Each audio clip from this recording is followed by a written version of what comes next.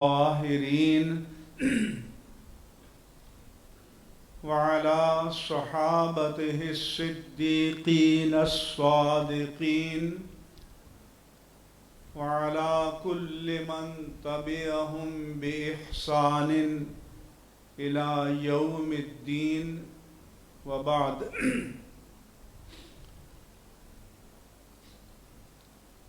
لائق صد احترامات و تکریمات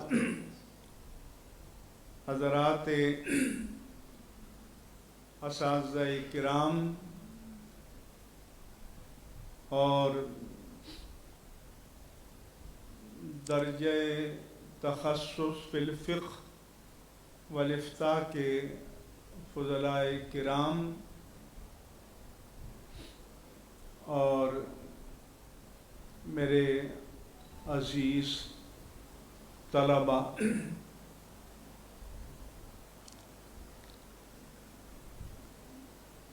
ایک تو یہ ذہن میں رہے، میں لکھتا بھی رہتا ہوں اور بتاتا ہوں، لیکن میرے پاس کبھی کوئی درخواست آتی ہے تو آپ طلباء لکھتے ہیں تو آپ پر پیش لام با الف حمزہ، وہ طلیب کی جمع ہے، اور طالب کی جمع ہے طلبہ، تو آپ پر زبر ہے، لام پر زبر ہے اور آگے ہا ہے. جیسے عامل کی جمع عملہ، ہم اردو میں تخفیف کر کے عملہ کہتے ہیں، لیکن اصل یہ لفظ جمع کا ہے عملہ. بار کی جمع ہے بررہ، جیسے ملائک کے لیے آئے کہ کرام بررہ. تو میری خواہش ہوتی ہے کہ ہمارے اساتذہ بھی توجہ دیں، جو صرف یہ پڑھاتے ہیں تو اس میں اس بات پر توجہ دیں کہ ہمارے فضلاء اور علماء کا تلفظ درست ہونا چاہیے. میں پنجاب بھی جاتا ہوں تو کہتا ہوں، ہمارے بڑے بڑے شیوخ اور مائع ناز مدرسین کرام، استاد الاساتذہ جب صرف صغیر پڑھائیں گے تو ظرف کا صیغہ بتائیں گے مدرستن، اور جب کتاب بند کر کے اپنی بات شروع کریں گے تو مدرسہ. پھر وہ یہی پروفیسر لوگ کرتے ہیں. تو ہمارے استاد مکرم جن سے ہم نے تلفظ پر توجہ دینا سیکھا، حضرت علامہ جسٹس ڈاکٹر مفتی سید شجاعت علی قادری رحمہ اللہ تعالی، وہ بہت محتاط تلفظ کرتے تھے. تو اس سے ہم میں بھی ذوق پیدا ہوا کہ ہم اپنی اصلاح کریں، اور کامل کوئی بھی نہیں ہے. اب تک بھی ہم جو چیزیں لکھتے ہیں تو جہاں تردد ہوتا ہے تو اسے لغت میں باقاعدہ دیکھتے ہیں. عربی کا لفظ ہے تو عربی لغت میں، فارسی کا ہے تو فارسی لغت میں، اردو کا ہے تو اردو لغت میں. میں چاہتا ہوں کہ جتنا علم اور جو علم ہم حاصل کریں اس کو برتیں بھی، اس پر عمل کریں. آپ نے मीलादुन्नबी सल्लल्लाहु अलैहि व आलिहि वसल्लम के उन्वान से ये बज़्म कायम की, ये मजलिस सजाई। इन मजालिस के मकासिद में एक ये होता है कि विलादत बासआदत का तज़किरा किया जाए, हुजूर अकरम सल्लल्लाहु अलैहि व आलिहि वसल्लम की नेमत बेसत पर अल्लाह ताला का शुक्र बजा लाया जाए, और आपके साथ जो हमारा एक ग़ुलाम का अदना उम्मती का ताल्लुक़ है, इस पर भी फ़ख्र किया जाए और रब तबारक व तआला का शुक्र अदा किया जाए। फिर आपके फ़ज़ाइल बयान किए जाएं और उसके साथ साथ मसाइल भी बयान किए जाएं। हमारे यहाँ कमी ये है कि चूँकि हमने ज़ौक़ पैदा किया है फ़ज़ाइल को बयान करने का और सुनने का, तो जो हमारे मारूफ़ और मकबूल वाइज़ीन और खुतबा हैं वो फ़ज़ाइल पर ही इक्तिफ़ा इसलिए करते हैं, उस पर दाद भी मिलती है, नारे भी लगते हैं, लेकिन ये भी तो देखो कि लोगों को कुछ घर ले जाने के लिए भी ज़ाद राह और इल्मी तोहफ़ा देना चाहिए, और कुछ न कुछ इस्लाह की बातें भी हमें करनी चाहिए, क्योंकि यही मजालिस तो हैं कि जिनमें हम लोगों को दीन का पैगाम पहुंचा सकते हैं, अमल की तरगीब दे सकते हैं।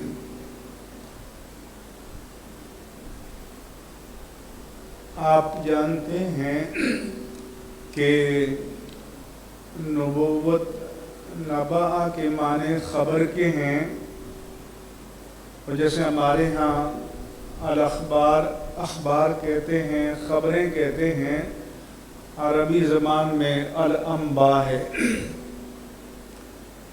और नबीयुन के माने हैं गैब की ख़बर देने वाला। लुग़त में भी यही माना लिखा हुआ है कि जो अल्लाह ताला की तरफ से बताई हुई गैब की ख़बरें लोगों को बताए। और एक नब्बुन भी है जिसके माने रिफ़त के और बुलंदी के हैं, तो इस माना में नबीयुन के माना है रिफ़त वाला, शान वाला, अज़मतों वाला, बुलंदियों वाला, इतनी बुलंदियों वाला कि खालिक की ज़ात के बाद मखलूक में उससे बढ़कर बुलंदी का कोई तसव्वुर मुमकिन ही नहीं है।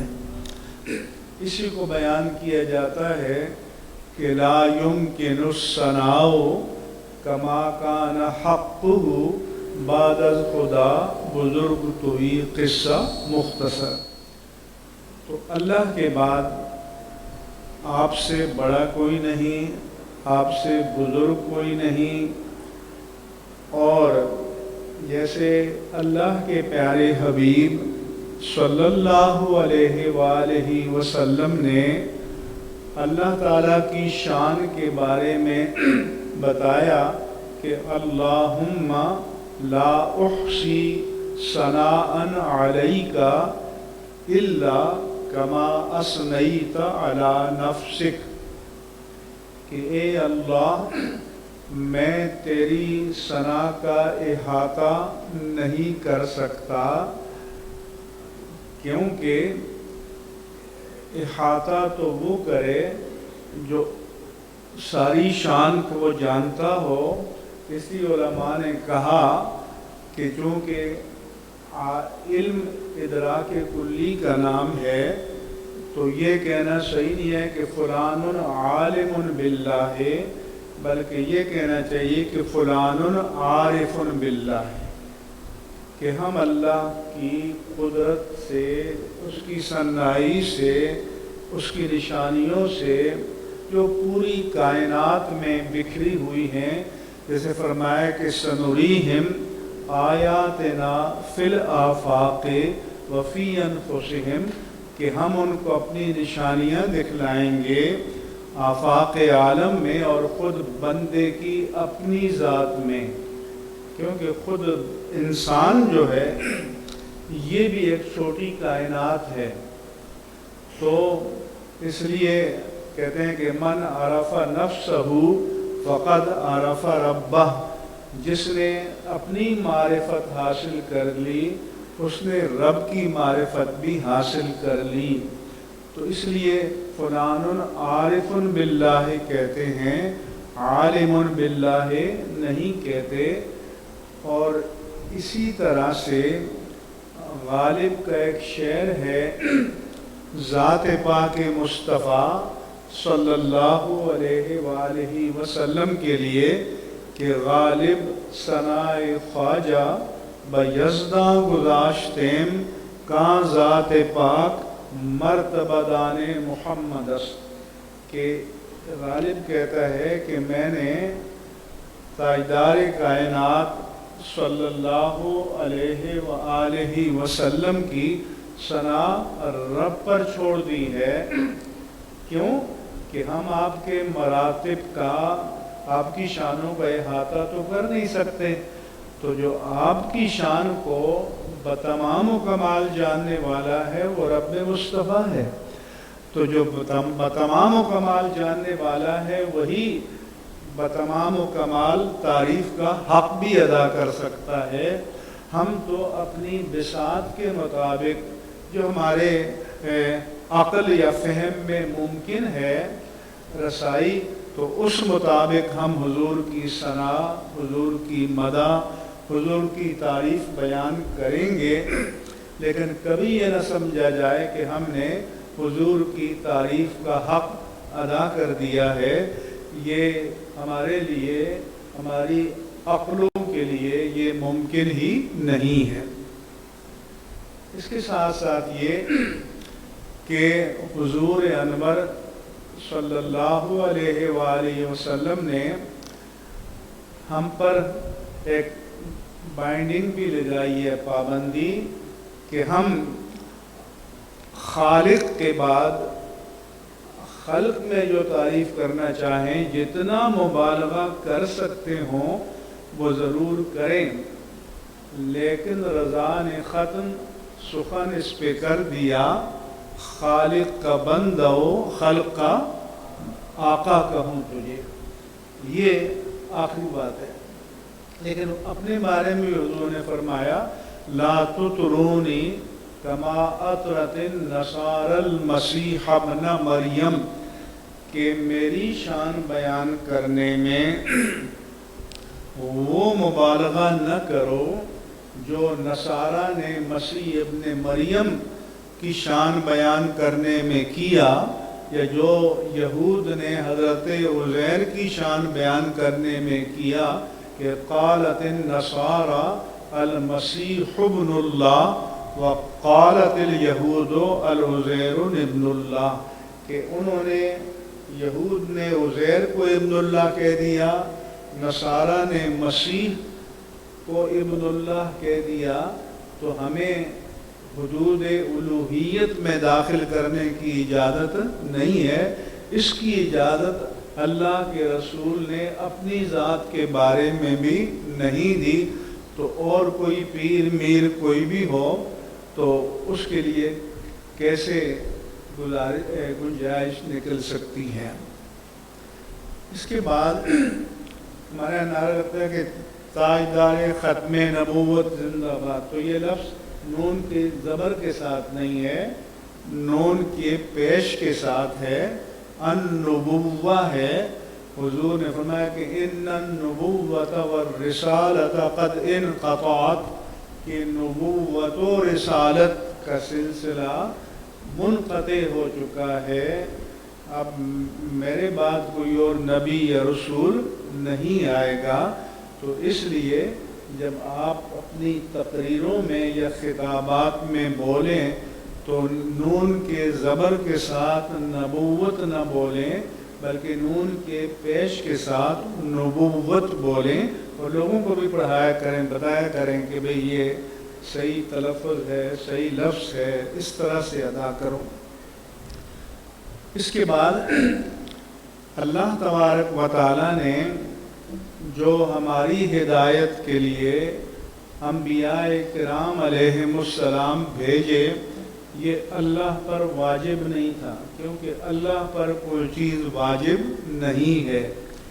जहाँ उसने ये फरमाया कि कतबा अला नफ्सिहि रहमा, कि उसने अपनी ज़ात पर रहमत लिख दी है, आम तौर पर तो कतबा का लफ्ज़ जो है फ़र्ज़ के माना में आता है, लेकिन जब अल्लाह ताला की ज़ात के लिए कोई ऐसा कलिमा आए जो लुग़त में वजूब के माना में आता है, तो हम ये तर्जमा नहीं करेंगे कि ये बात अल्लाह पर वाजिब है, बल्कि ये कहेंगे कि ये बात अल्लाह ने अपने ज़िम्मे करम पर ले रखी है, कि उससे खुद अपने करम से ये अपने ज़िम्मे ले रखी है, उस पर कोई चीज़ वाजिब, लाजिम, फ़र्ज़ नहीं है। फिर अल्लाह ताला ने कुरान में हिकमत भी बयान की कि अल्लाह ने नबूवत का इदारा, रिसालत का इदारा क्यों कायम किया। तो अल्लाह फरमाता है कि वइज़ा जाअतहुम आया, जब उनके पास मेरी कोई निशानी आती है, क़ालू लन नुअमिना हत्ता नुअता मिस्ल मा ऊतिया रसूलुल्लाह, वो कहते थे कि हम हरगिज़ तस्लीम नहीं करेंगे यहाँ तक कि हमको भी वही नेमतें या वही स्टेटस या वही चीज़ मिल जाए जो अल्लाह के रसूलों को मिली है। तो इसके जवाब में अल्लाह ने फरमाया कि अल्लाहु आलमु हैसु यजअलु रिसालतह, कि रिसालत ये वहाबी मनसब है, गॉड गिफ्टेड है, अल्लाह की अता से है। दुनिया में कोई मलके मुकर्रब हो या कोई बड़े से बड़े दर्जे का वली हो या आलिम हो या रियाज़त व मुजाहदा करने वाला हो, साहिब इल्म हो, ये दावा नहीं कर सकता कि मैं इल्म और रियाज़त और मुजाहदे के इस मकाम पर पहुँच गया कि अब मैं नबी बनने का हक़दार हूँ। तो अल्लाह ने फरमाया कि ये मनसब मुतालबे पर नहीं मिलता, ये मनसब किसी के इस्तिहक़ाक़ पर नहीं मिलता, ये मनसब रब तबारक व तआला की अता से मिलता है। लुग़त में ये लफ्ज़ मनसिब है, लेकिन चूँकि हमारे उर्फ़ में मनसब है तो इसलिए हम भी मनसब बोल देते हैं। जैसे लुग़वी एतबार से आपको पता है कि मस्जिद है सजदा करने की जगह, लेकिन उर्फ़ में चूँकि मस्जिद हो गया है तो हम इसलिए मस्जिद ही बोलते हैं और इसे शरीयत ने कबूल कर लिया है। तो ये अलग बात है कि अल्लाह तबारक व तआला जिसको नबी बनाता है उसको अपने दौर में सबसे बड़ा बाकमाल बनाता है, उसको अपने दौर में इल्म के आला मर्तबे पर फाइज फरमाता है। उसके दौर में जितने कमालात मुतसव्वर हैं वो अपने फ़ज़ल से अल्लाह नबी को अता फरमा देता है, और कोई बड़े से बड़ा दाना हो, हकीम हो, फ़लसफ़ी हो, आलिम हो, साहिब तक़वा हो, تو وہ مقام نبوت کے لاکھویں کروڑویں درجے کو بھی نہیں پا سکتا. یہ محض اللہ کی عطا سے ہے. اور اس لیے اللہ نے فرمایا کہ اللہ عالم حیث یجعل رسالتہ، اللہ خوب جانتا ہے، وہ بہتر جانتا ہے کہ منصب رسالت کہاں رکھے، کسے تفویض کرے، یہ امانت کسے عطا کرے، اور کون ہے جو اس امانت کے تحمل کی جسمانی، روحانی، عقلی، فکری، علمی اور روحانی استعداد رکھتا ہے. اللہ فرماتا ہے یہ میں ہی جانتا ہوں، لہذا یہ میرا عطا کردہ منصب ہے، اور میں جانتا ہوں کہ یہ منصب کسے تفویض کیا جائے، کسے عطا کیا جائے، اسے کوئی استحقاق کی بنیاد پر اس کا دعویٰ نہیں کر سکتا. پھر اللہ تبارک و تعالیٰ نے یہ بھی بیان فرمایا کہ اس نے انبیاء کرام بھیجے اتمام حجت کے لیے، اگرچہ میں نے پہلے بیان کر دیا کہ اس پر کوئی چیز لازم اور واجب نہیں ہے. تو اللہ فرماتا ہے کہ یا اہل الکتاب قد جاءکم رسولنا، اے اہل کتاب تمہارے پاس ہمارا رسول آیا، یبین لکم، وہ کھول کر بیان کرتا ہے، علی فترۃ من الرسل، فترت کا معنی ہوتا ہے کہ زمانہ انقطاع وحی، یا ایک نبی کے وصال فرمانے اور دوسرے نبی کے تشریف لانے کے درمیان جو گیپ پیریڈ ہے، اس کو زمانہ فترت کہتے ہیں.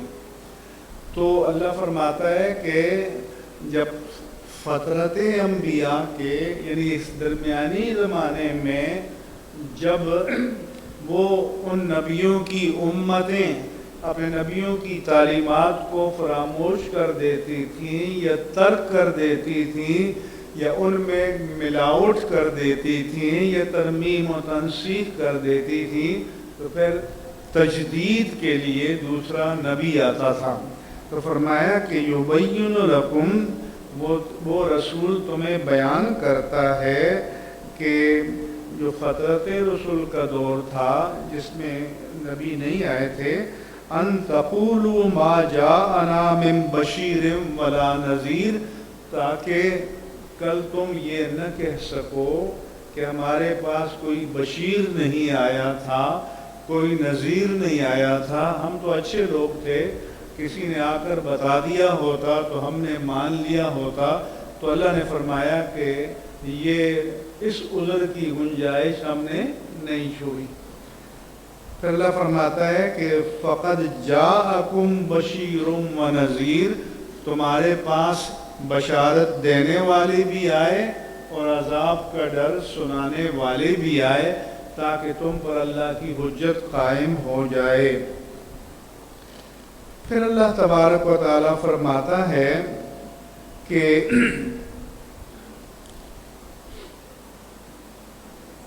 وَلِلَّذِينَ كَفَرُوا بِرَبِّهِمْ عَذَابُ جَهَنَّمَ، اور جنہوں نے اپنے رب کا انکار کیا ان کے لیے جہنم کا عذاب ہے. وَبِئْسَ الْمَصِيرُ، وہ برا ٹھکانہ ہے. اذا القوا فیہا سمعوا لہا شہیقا وہی تفور، جب ان کو جہنم میں ڈالا جاتا ہے اور اس کی چنگھاڑ وہ سنتے ہیں اور جو آگ کے فوارے پھوٹتے ہیں، تکادو تمیز من الغیظ، لگتا ہے کہ وہ جوش سے پھٹ پڑے گی. تو کلما القی فیہا فوج، جب ان میں ایک گروہ کفار کو ڈالا جاتا ہے تو سالہم خزنتہا، اس جہنم کا محافظ یا داروغہ ان سے پوچھتا ہے، الم یاتکم نذیر، لوگوں تمہارے پاس کوئی اللہ کا ڈر سنانے والا نہیں آیا تھا کہ اگر تم نے یہ کام نہ کیے تو تم جہنم کا ایندھن بن جاؤ گے؟ تو قالو بلا قد جاءنا نذیر، تو اس وقت ان کو قانون کی زبان میں کنفیشن کہتے ہیں، اعتراف جرم کہتے ہیں، کہ انہوں نے کہا کہ کیوں نہیں ہمارے پاس نذیر آئے تھے، اللہ کا ڈر سنانے والے آئے تھے، فَكَذَّبْنَا، اور ہم نے ان کو جھٹلایا، اور ہم نے ترنگ میں آ کر کہا کہ ما نزل اللہ من شیء، اللہ نے کوئی چیز نہیں اتاری، ان انتم فی ضلال کبیر، نبیوں کو یہ کہتے تھے آپ تو بڑی گمراہی میں ہیں۔ وَقَالُوا لَوْ كُنَّا نَسْمَعُ أَوْ نَعْقِلُ، تب وہ کہیں گے کاش کہ ہم نے سنا ہوتا، ہم نے سمجھا ہوتا، ما كُنَّا فِي أَصْحَابِ السَّعِيرِ، تو ہم جہنم کا ایندھن نہ بنتے، جہنمیوں میں شامل نہ ہوتے۔ فَاعْتَرَفُوا بِذَنبِهِمْ، وہاں جا کر وہ اپنے گناہ کا اعتراف کریں گے۔ فَسُحْقًا لِأَصْحَابِ السَّعِيرِ، تو ان جہنمیوں کے لیے اللہ کی رحمت سے دوری ہے اور محرومی ہے۔ پھر اپنے حبیب مکرم صلی اللہ علیہ وآلہ وسلم کو اللہ نے فرمایا ان انت الا نذیر۔ کبھی کبھی ظاہر آپ بھی ہم بھی کوئی محنت کریں اور نتیجہ نہ ملے تو دل دکھی ہوتا ہے، تو اللہ کے نبی کی تو شان یہ تھی کہ لقد جاءکم رسول من انفسکم حریص علیکم، کہ تمہارے پاس تمہیں میں سے ایک رسول عظیم آیا۔ حریص ویسے منفی معنی میں آتا ہے، لیکن اس آیت میں یہ شان مصطفیٰ کے لیے آیا، یعنی اللہ کے رسول اس بات کے بڑے حریص ہیں، بڑے طماع ہیں، بے پناہ خواہش رکھتے ہیں کہ لوگ اللہ کے دین کو قبول کر لیں، اور وبالمؤمنین رؤوف الرحیم، اور مومنوں پر تو نہایت مہربان اور رحم فرمانے والے۔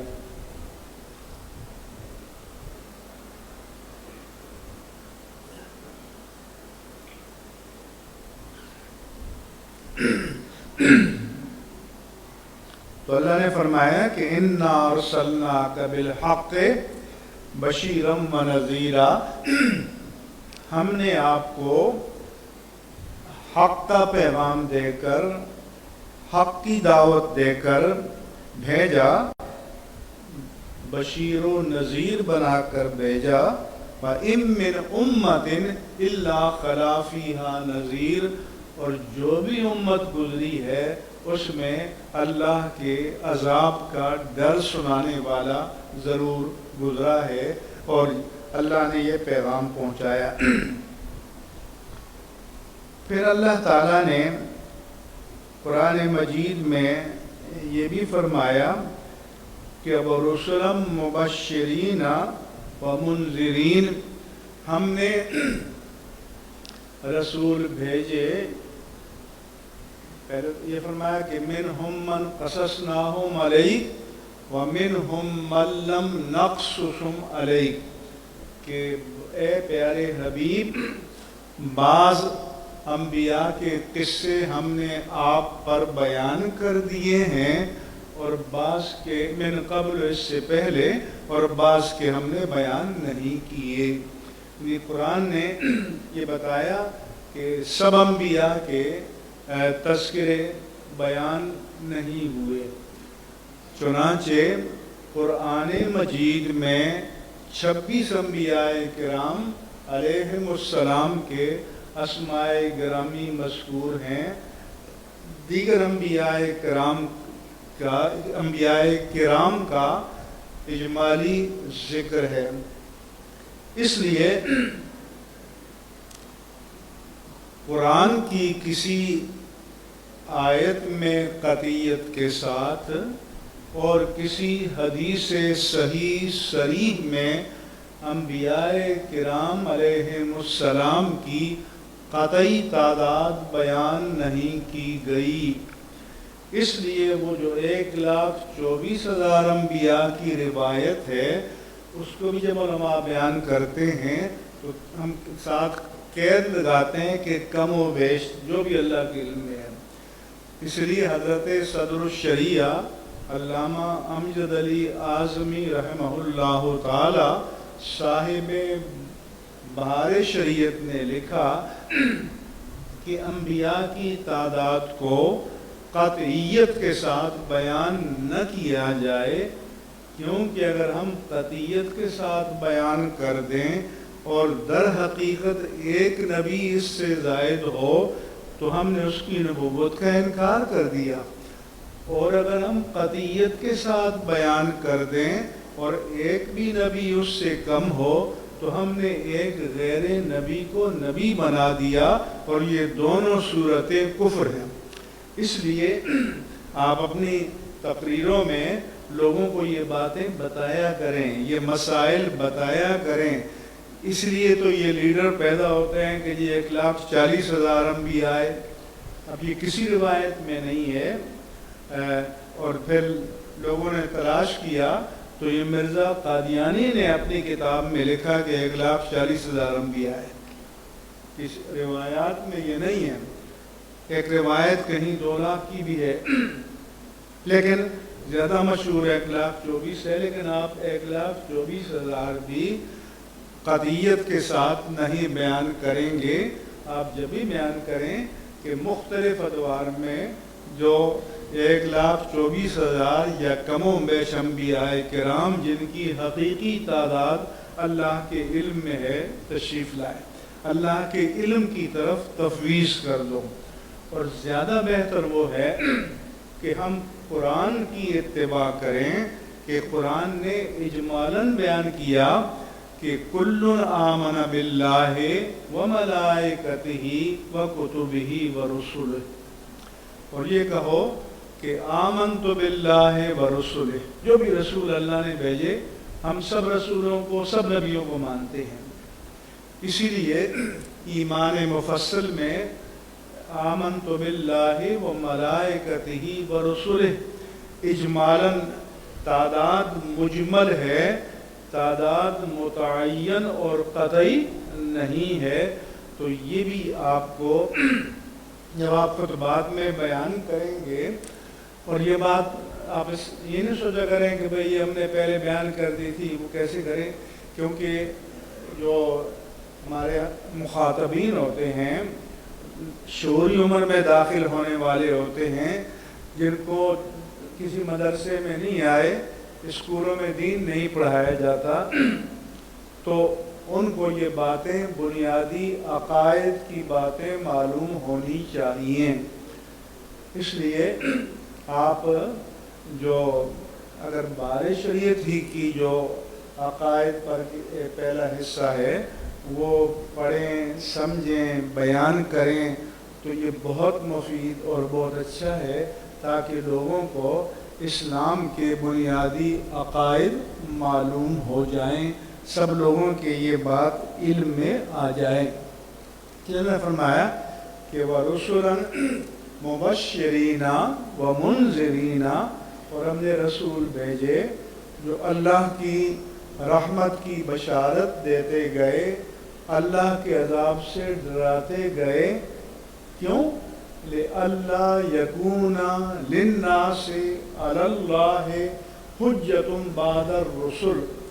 ہمارے یہ بھی ہے کہ اللہ کے احکام معلل بالاغراض نہیں ہوتے، ہم کہتے ہیں اس میں اللہ کی حکمت یہ ہے کہ کل اللہ تعالیٰ کی عدالت میں جب لوگ پیش ہوں تو کسی کے پاس شرک پر، کفر پر، ضلالت پر، فسق پر، فجور پر، بدی پر، معصیت پر، عصیان پر قائم رہنے کے لیے کوئی حجت یا جسٹیفیکیشن یا جواز یا عذر معقول و مقبول باقی نہ رہے، حجت تمام ہو جائے۔ تو اللہ نے فرمایا کہ ہم نے حجت تمام کرنے کے لیے نظام نبوت و रिसालत को कायम फरमाया। फिर हमारे उलमा ने लिखा कि नबी उस बशर को कहते हैं। नूरानियत पर आप तकरीरें ज़रूर करें, लेकिन बशरियत नबूवत का इनकार न करें। मुतलकन बशरियत नबूवत का इनकार कुफ्र है।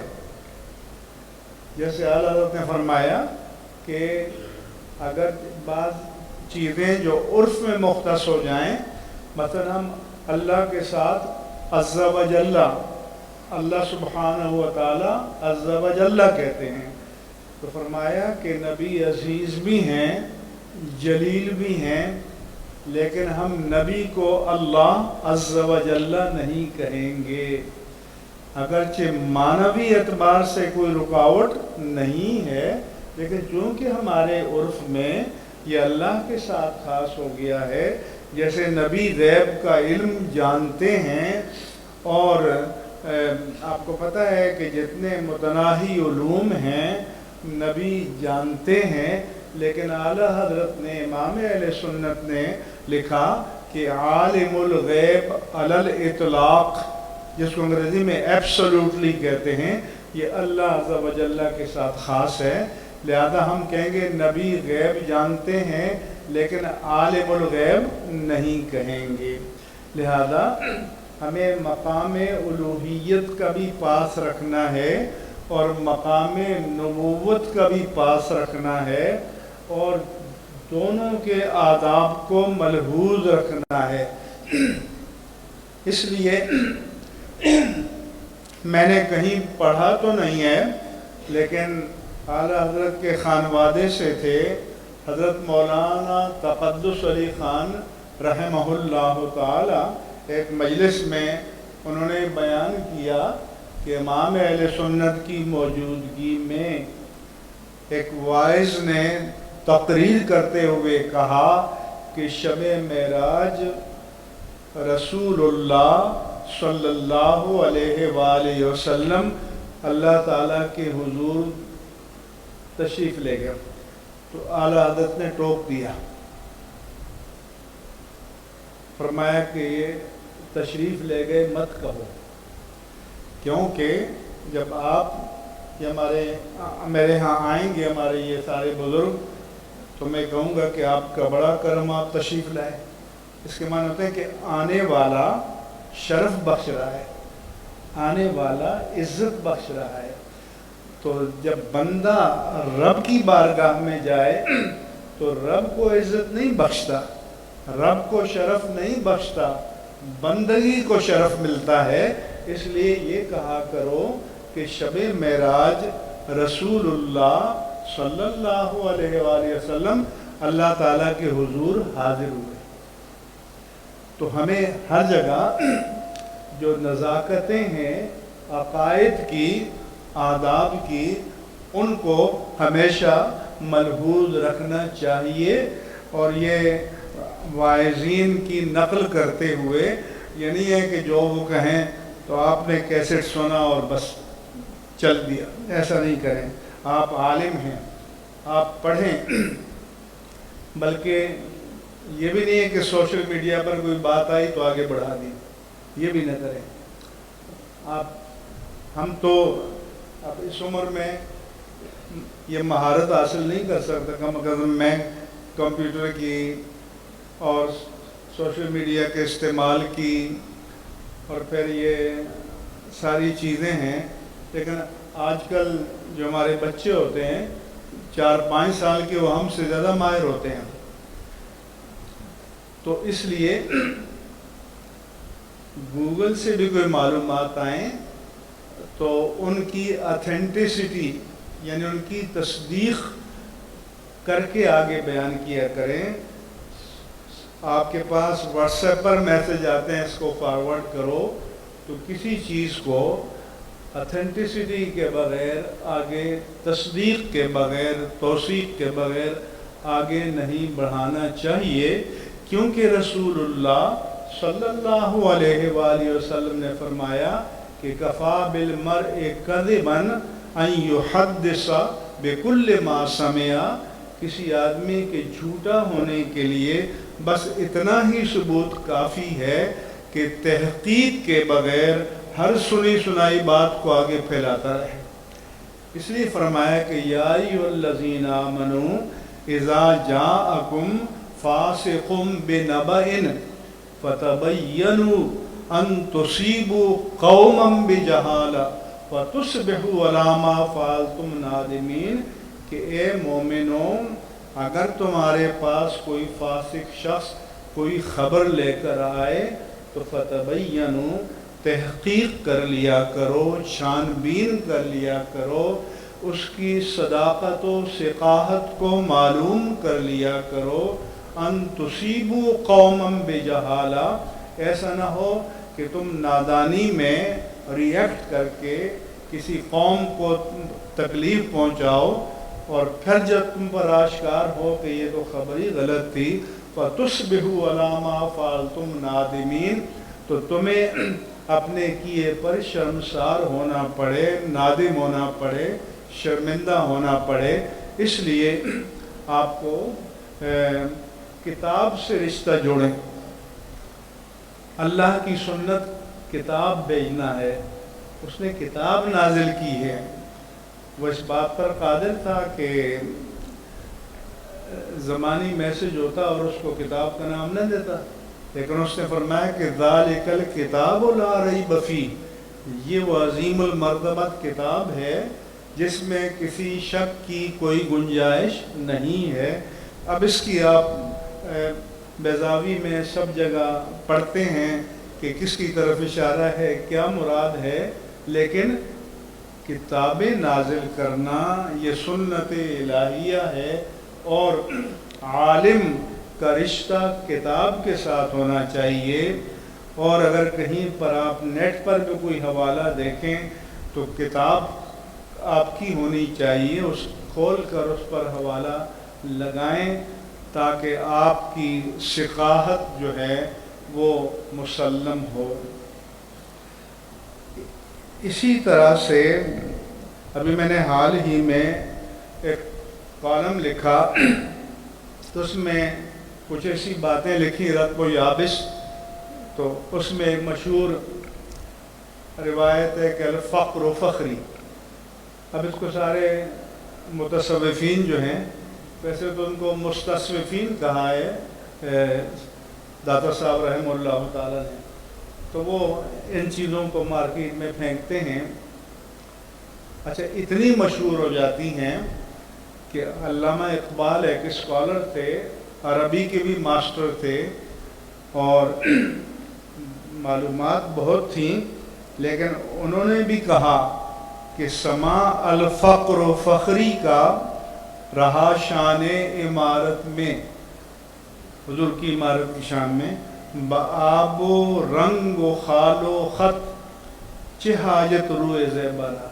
وہ کہتے ہیں کہ آپ کا جو روئے زیبا ہے، آپ کا جو رخ انور ہے، اس کو کسی میک اپ کی ضرورت نہیں ہے، اور آپ الفقر و فخری کا سما کیفیت آپ کی عمارت پر غالب ہے۔ حفیظ جالندری نے کہا اگرچہ فقر و فخری رتبہ ہے تیری قناعت کا، مگر قدموں تلے ہے فرے کسرائیو خاقانی۔ فرے جو نیچے نرم فرش بچھاتے ہیں، فر کسرا بادشاہوں کا لقب ہے، ایران کے بادشاہوں کا تھا، خاقان بھی بادشاہوں کا لقب ہے۔ بہادر شاہ ظفر نے بھی کہا تھا کہ جس کو حضرت نے کہا الفقر و فخری، اے ظفر فخر دین فخر جہاں پر وہ فقیری ختم ہے۔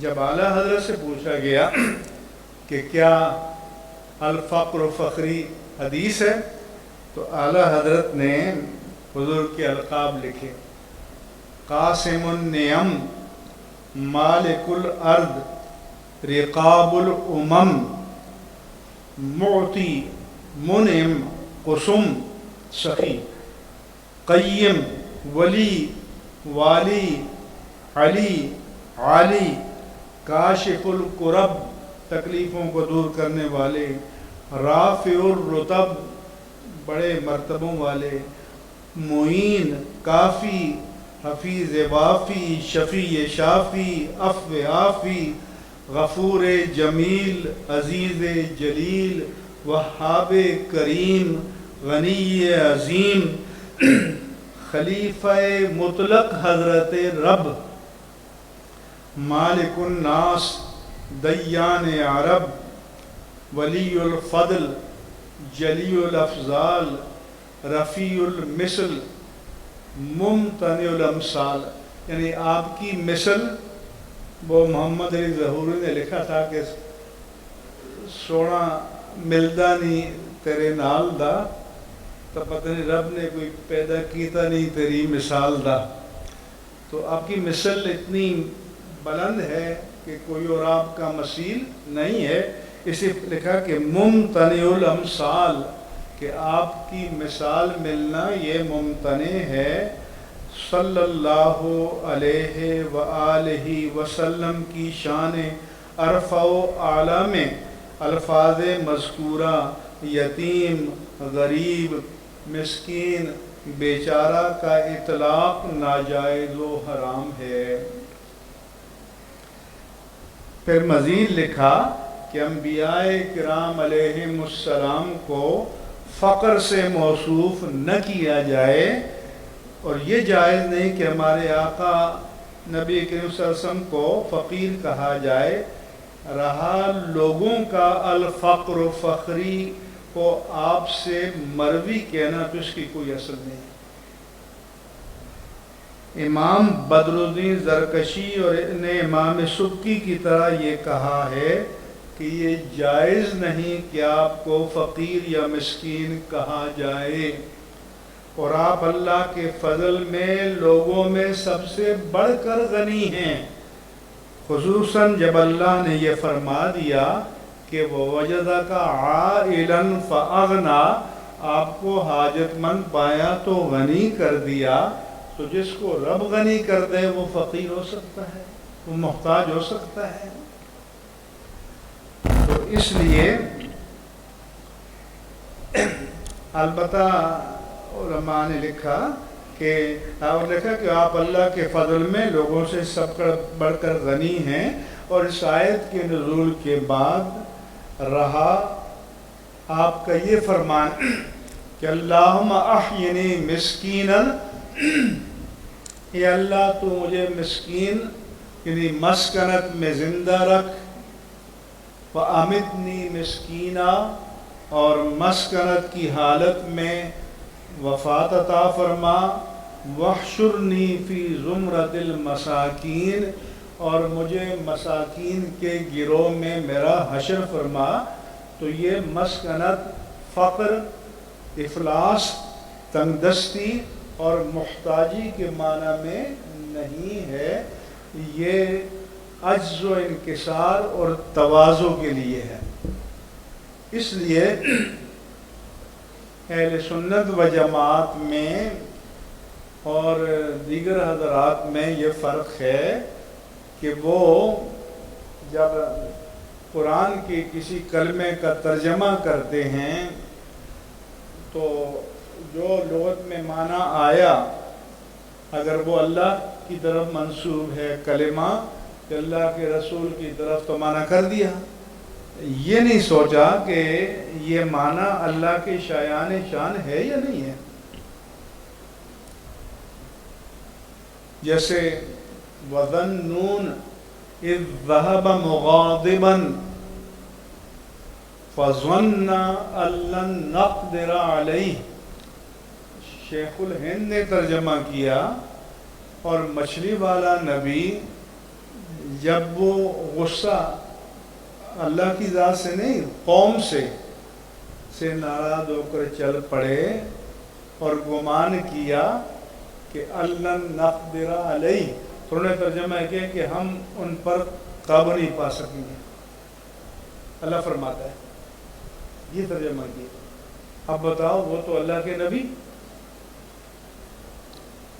ہم جیسا ادنا مسلمان کوئی معمولی درجے کا مسلمان بھی یہ خواب و خیال میں یا ذہن کے کسی گوشے میں سوچ سکتا ہے کہ اللہ قابو نہیں پا سکے گا؟ تو حالانکہ قدرہ یقدر کے معنی قدرت کے ہیں لغت میں، لیکن عربی زبان میں ایک لفظ کے کئی معنی ہوتے ہیں اور کئی معنی کے لیے ایک لفظ آتا ہے۔ تو قدرہ یقدر کے معنی قدرت کے بھی ہیں، ان اللہ علی کل شیء قدیر، قدرت کے معنی میں ہے، لیکن اس کے ایک معنی تنگی کے بھی ہیں۔ ان اللہ یبسط الرزق لمن یشاء ویقدر، کہ بے شک اللہ تعالیٰ جس کے لیے چاہتا ہے رزق کو کشادہ فرماتا ہے، جس کے لیے چاہتا ہے تنگ فرما لیتا ہے۔ تو تنگی کے معنی میں تو ہمارے امام اہل سنت نے، علامہ سعیدی نے، حضرت علامہ کاظمی رحمہ اللہ تعالی اجمعین نے ترجمہ کیا کہ انہوں نے معنی کہ ہم ان پر تنگی نہیں کریں گے، یعنی مواخذہ نہیں کریں گے، گرفت نہیں کریں گے۔ اور یہ معنی ذات باری تعالیٰ کی شایان شان ہے۔ اب الحمدللہ ان چیزوں کو وہ خود بدل رہے ہیں۔ یہ امام اہل سنت کی عظمت ہے کہ اب ان کے جو اخلاف ہیں، اب جو تراجم کر رہے ہیں، اس میں وہ اپنے اکابر کے ان ترجموں کو نہیں لے رہے، اور یہ ایک ترجمہ دی علم فاؤنڈیشن نے تیار کیا تھا، اسے گزشتہ حکومت میں میاں بلیغ الرحمان کو دیا، مفت کتابیں دی اسکولوں میں نافذ کر دیں، انہوں نے نافذ کر دیا۔ میرے پاس ایک دو دوستوں کی معرفت لے کر آئے، تو اس لیے میں اب تقریر لکھنے میں بہت احتیاط کرتا ہوں کہ بندہ گڈ فیتھ میں یا اس نظر میں لکھ دیتا ہے۔ اب اس میں لوگوں نے پڑھا اور متوجہ کیا، تو پھر میں نے بلیغ الرحمان سے کہا کہ اس ترجمے کو فوراً واپس لیں، اس پر اعتراضات ہیں، اور اگر اس کو آپ نافذ کریں گے تو ہم اس کے خلاف پریس کانفرنس کریں گے۔ اور ان کو متوجہ کیا ان چیزوں پر، جس میں یہ آیت بھی تھی۔ تو پھر وہ مجبور ہوئے اور ایک کمیٹی بنائی جس میں سارے مکاتب فکر کا ایک نمائندہ، ہماری طرف سے حضرت علامہ صاحبزادہ سید ارشد سعید کاظمی ہم نے یہ تھے، اور ایک متفقہ ترجمہ ترتیب دیا گیا اور وہ سامنے آ چکا ہے۔ جیسے اذا استيأس الرسل وظنوا انہم قد كذبوا، جب رسول مایوس ہو گئے، تو آپ کو تو پتہ ہے کہ رسول تو امید دلانے کے لیے آتے ہیں۔ اللہ کا فرمان ہے کہ لا تقنطوا من رحمت اللہ، اللہ کی رحمت سے مایوس مت ہو جاؤ۔ فإنه لا ييأس من رحمت ربه، آگے کیا کوئی حافظ صاحب؟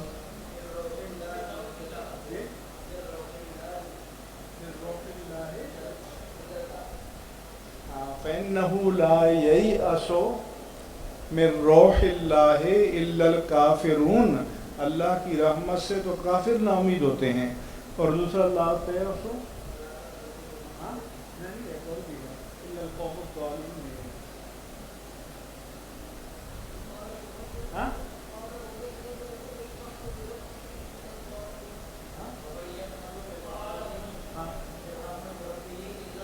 وَمَن يَقْنَطُ مِن رَحْمَتِ رَبِّهِ إِلَّا الْقَوْمُ الضَّالُّونَ، کہ اپنے رب کی رحمت سے تو گمراہ لوگ نا امید ہوتے ہیں۔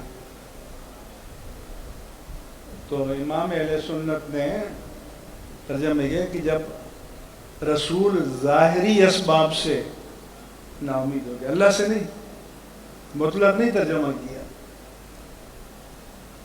یا رسول قوم کے ایمان لانے سے مایوس ہوئے، اللہ سے نہیں ہوئے، وَظَنُّوا أَنَّهُمْ قَدْ كُذِبُوا، ابن تیمیہ کہ انہوں نے گمان کیا کہ ان سے جھوٹ بولا گیا تھا یا انہوں نے جھوٹ بولا.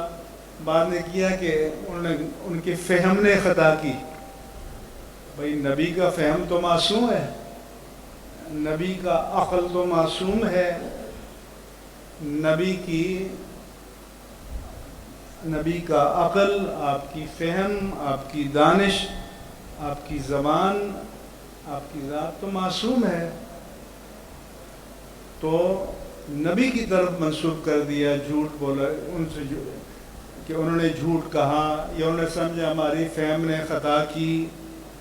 اور ہمارے علماء نے کیا کہ قوم نے یہ سمجھا کہ نبی نے ان کو جو عذاب کا ڈر سنایا تھا، کیونکہ اس وقت تک نہیں آیا تھا تو ان سے جھوٹ بولا گیا.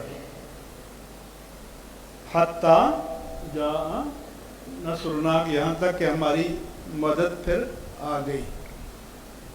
تو اس لیے یہ آیت بھی مشکلات القرآن میں سے ہے. تو اس لیے ہمیں آداب کو ملحوظ رکھنا ہے نبوت کے. دوسرا یہ کہ ہمارے علماء نے کہا کہ نبی وہ بشر ہے جسے اللہ تعالیٰ نے اپنے بندوں کی ہدایت کے لیے مبعوث فرمایا. نہ کوئی جن نبی گزرا ہے، نہ کوئی عورت نبی گزری ہے، نبی سارے کے سارے مرد تھے. اور یہ بھی لکھا کہ نبی بشر ہے تو بشری عوارض کوئی عیب نہیں ہے. کھانا پینا ہے، بیمار ہو جانا ہے. جیسے کہ کفار نے کہا تھا کہ مال ھذا الرسول یاکل الطعام ویمشی فی الاسواق، یہ کیسا رسول ہے کہ کھانا بھی کھاتا ہے اور بازاروں میں بھی چلتا ہے. یہ چیزیں عیب نہیں ہیں، یہ بشریت کے وہ عوارض ہیں جو لاحق ہوتے ہیں. مطلقاً بیماری عیب نہیں ہے، عارض ہے. حضرت ابراہیم علیہ السلام نے فرمایا کہ اذا مرضت فہو یشفین، جب میں بیمار ہوتا ہوں تو وہ مجھے شفا دیتا ہے. یہ بھی حضرت ابراہیم نے ہمیں ادب سکھایا. بیماری بھی وہی دیتا ہے، شفا بھی وہی دیتا ہے. لیکن بیماری نقص ہے تو اس کی نسبت اپنی طرف کی، شفا کمال ہے تو اس کی نسبت رب ذوالجلال کی طرف کی. یہ آدھا. تو اس لیے لیکن علماء نے کہا کہ وہ بیماریاں جن سے لوگوں کو گھن آئے، کراہت محسوس ہو، جیسے جذام ہے، برس ہے، اسکن ڈیزیز، پھوڑے پھنسیاں نکل آئیں، تو ایسی بیماری کہ جو عیب سمجھی جائے، جس سے لوگوں کو گھن آئے، کراہت محسوس ہو، وہ نبی کی طرف منسوب نہیں کی جائے گی. اس لیے علامہ سعدی صاحب رحمہ اللہ تعالیٰ نے لکھا حضرت ایوب علیہ السلام کے بارے میں، جو اسرائیلی روایات میں کہ بیمار ہو گئے تھے، پھنسیاں نکل آئی تھیں، معاذ اللہ کوڑے کے ڈھیر پہ جا کے ڈال دیا تھا، ان کی بیوی جا کے کھانا دے آتی تھی. تو نبی کی حرمت مسلم ہے، نبی کا وقار مسلم ہے. اس کے مقابل اگر کوئی روایات آئیں گی تو ان کو رد کر دیا جائے گا. ہر اس روایت کو رد کیا جائے گا جو مقام نبوت و رسالت کے شایع نشان نہ ہو. اس لیے اس بات کو بھی آپ حضرات نے ذہن میں رکھنا ہے. لوگوں کو بھی اپنی خطبات میں، اپنے وعظ میں یہ بتانا ہے، اور ساتھ ساتھ یہ بھی آپ نے کرنا ہے کہ ہر تقریر میں آپ 5 منٹ کم از کم دین کے مسائل بیان کریں.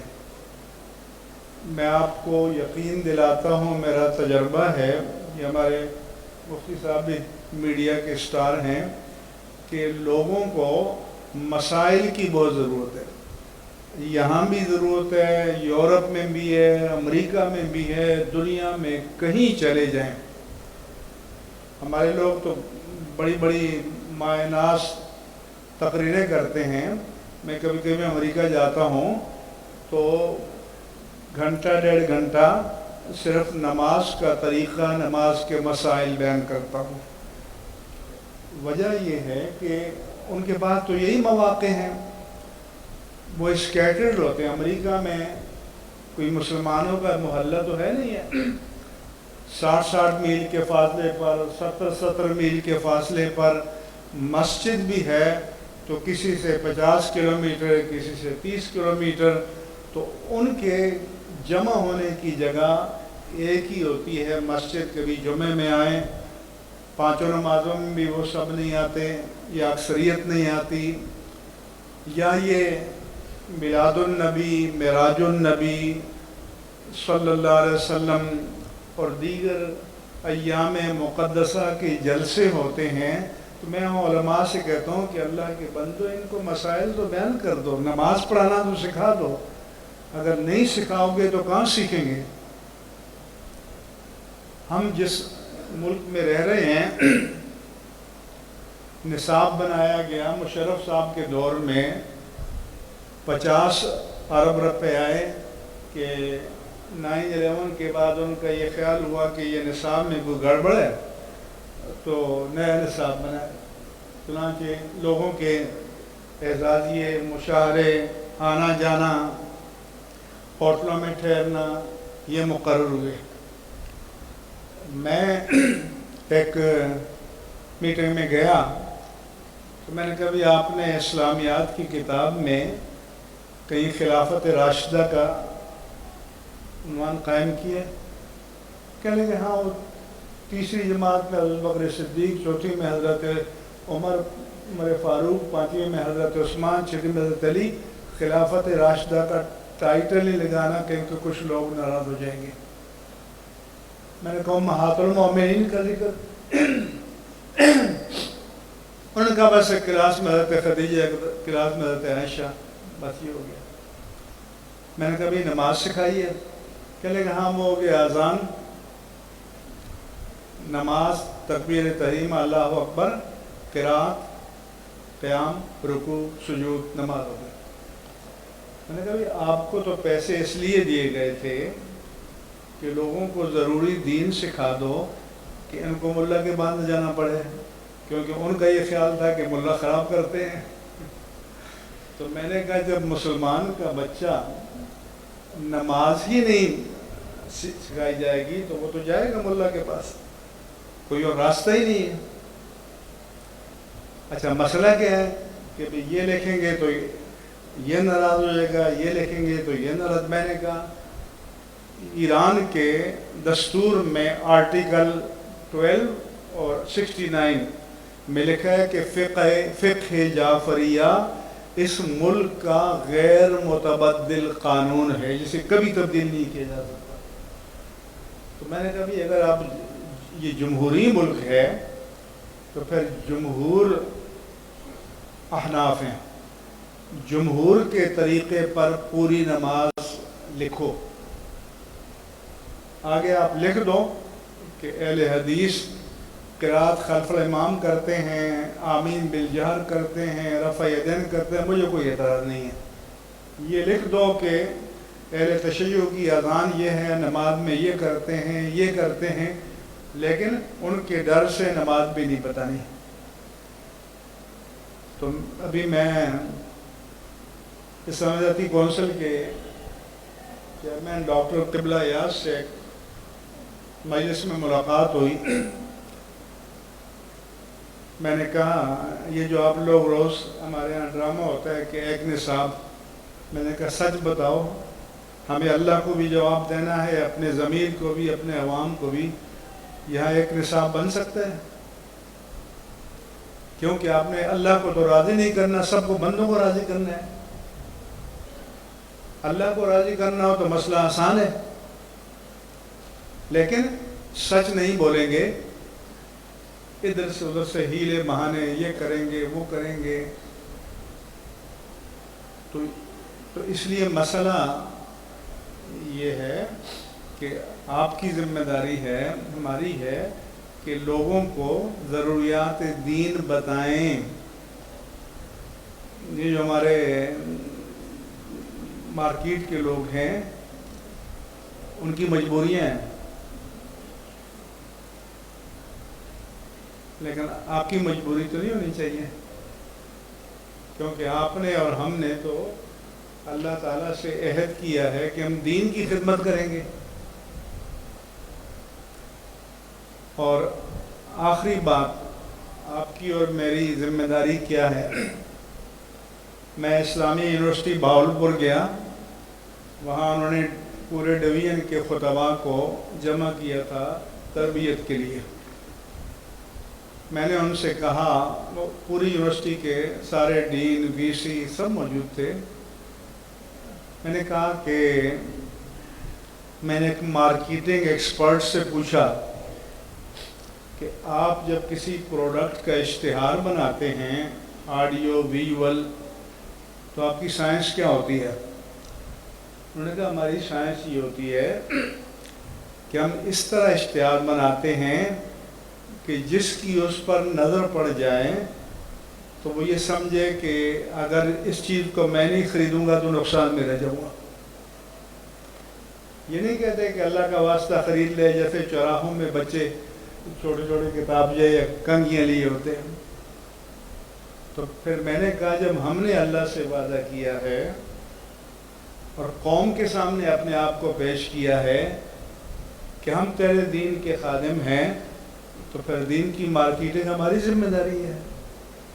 تو پھر ہماری ذمہ داری ہے کہ ہم دین کو عالم انسانیت کے سامنے اس طرح پیش کریں کہ کوئی منصف مزاج آدمی سنے تو وہ یہ باور کر لے کہ یہ وہ نعمت ہے، اگر میں نے اس کو حاصل نہیں کیا تو نقصان میں رہوں گا.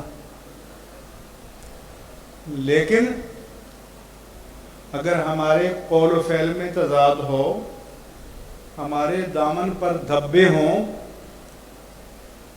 تو لوگ ہمیں ملامت نہیں کریں گے، دین کو ملامت کریں گے کہ یہ ہوتے ہیں. تو اس لیے آپ کو میں دس بستہ عرض کرتا ہوں کہ آپ ہم سب ایک کشتی کے سوار ہیں. ہمیں اپنے اخلاق کی اپنے کردار کی حفاظت کرنی چاہیے اور اللہ پر ایمان ہونا چاہیے. اور میرا اپنا تجربہ ہے کہ بار بار میں ہر جگہ کہتا ہوں کہ ایک تو آپ دین کے ساتھ کھڑے ہو جاؤ، ڈرو نہیں کسی سے.